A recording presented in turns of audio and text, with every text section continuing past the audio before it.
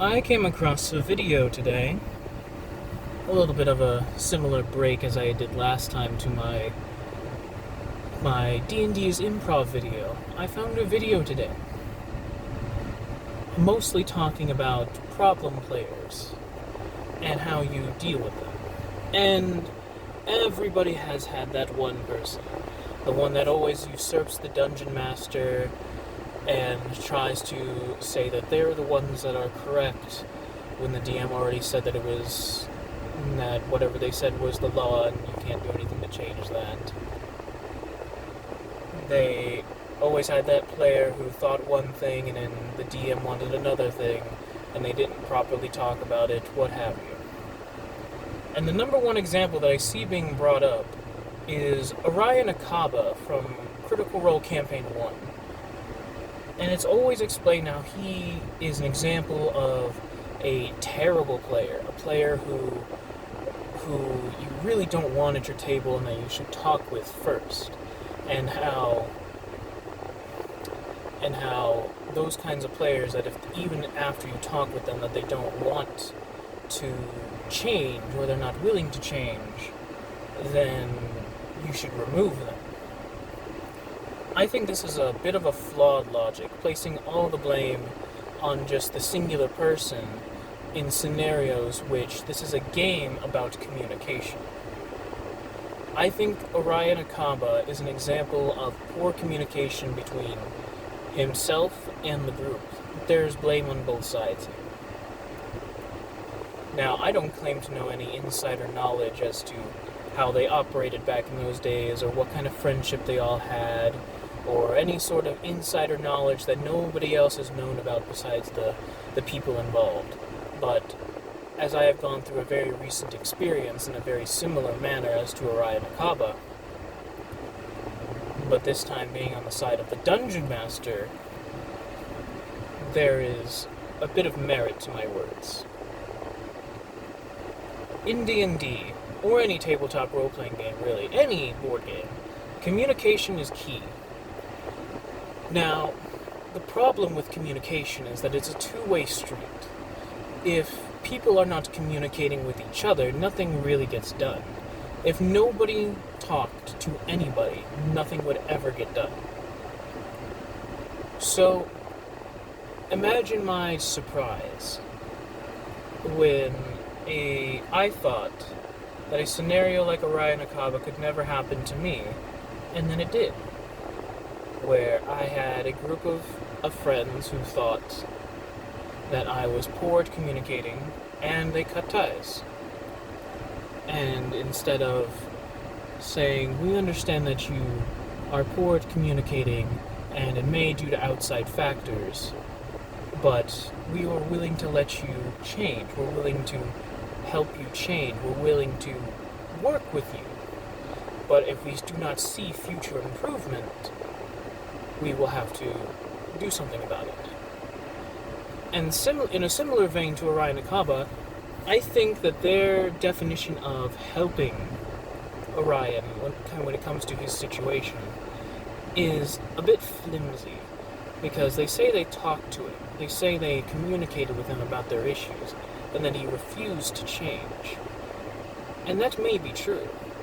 However, if we look at it from the lens of a scenario in which not only was he dealing with something that could possibly and would have killed him, but he also was under immense amount of stress and all that, much like everyone else in the crew.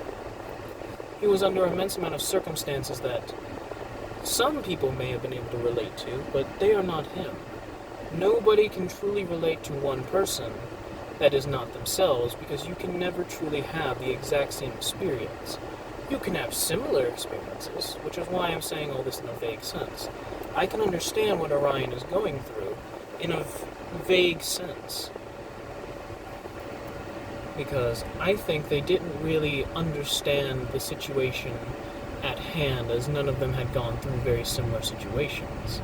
Granted, a lot of them wouldn't have been put in a situation that Orion would have found himself in later with the allegations and such, but regardless, I don't think that they fully understood the situation, and when they say they tried, I don't think they really gave it enough time. They sort of pushed him out. Now, that's a lot more generous than what my group did, but I think communication in this game, in-game, out-of-game, regardless, is very important. I think it is. However, I will preface this with a however. If circumstances prevent communication on one end, you should not penalize the person for poor communication. If it is your professional job, obviously you should penalize the person for not properly communicating. It's a bit different if you're working somewhere and you don't communicate with your boss about something, and that causes a disastrous, catastrophic fall of the company and the business, and they lose money. It's a bit of a different scenario than being people in a game with no real stakes outside of the game. It's not like you're betting real money on this. You're just wasting time. And if you see Dungeons & Dragons as a waste of time, that's a completely separate issue. But if communication falls through on one end, and there have been multiple instances in which you have stated, or the person has stated, there are extraneous circumstances in my life currently that are causing the lapse of communication, and I am attempting to be good at communication, but due to the circumstances I am unable to. So if you all will just bear with me for a while, I can improve, just let me get past this point. However, if you have a group like Orion's group, or you have a group like my group, where you explain your extraneous circumstances, and yet they still blame you for said extraneous circumstances, I would honestly recommend not being with that group anymore. It hurts, it will, but if they are not willing to work with you as friends, to aid you in this time, granted it is not their place, as they should not be stepping into such things, but if they're not willing to be understanding and willing to work with you in these scenarios, and even understand in some circumstances that communication is not the easiest, or even sometimes at all possible, then that's just a group you do not want to be a part of. As if they are your genuine friends, they will understand, they will, I wouldn't say take pity, but for lack of a better term, take pity. They will understand your situation, they will understand what they should be doing, and understand the circumstances, and not hold it against you. However, if they are slowly receding from you, not interacting with you very much, not talking to you specifically, not reaching out and trying to understand your situation and seeing if you're okay, I wouldn't consider them true friends. Believe me, it does get better. Orion, at this point, has gone off and done his own thing, and he's doing well for himself. After distancing himself from the people he called friends, and he still calls them friends. They're still very good friends after the miscommunication and the lapse in communication between the group and him. They are still friends. They do not associate with him in terms of the game, because he wants one thing, they want another. That's fine. But I think that people who have different ideals can be friends. People who have different goals when it comes to these things can still be friends.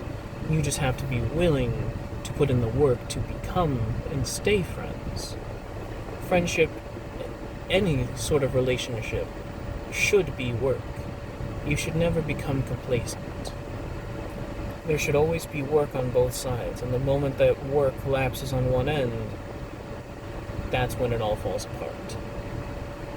So, if you find yourself in a group not properly communicating with one another, not properly communicating with you, everybody wants different things, and for whatever reason they're starting to distance themselves from one another, and they're not communicating about it, I would recommend just leaving.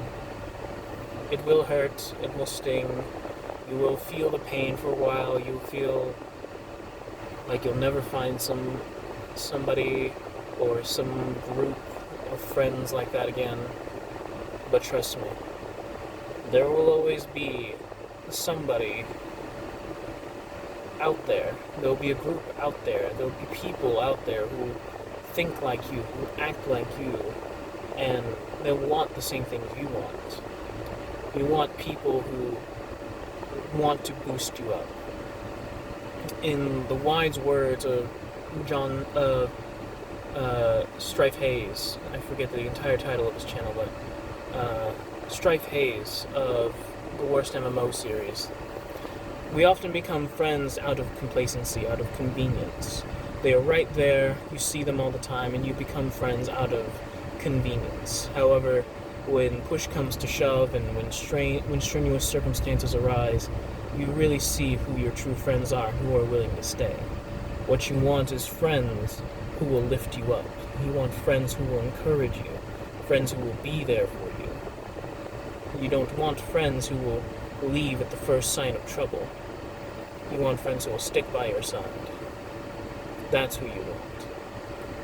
And the moment you find them, you know. Anyway, that's my TED Talk for today. Thank you.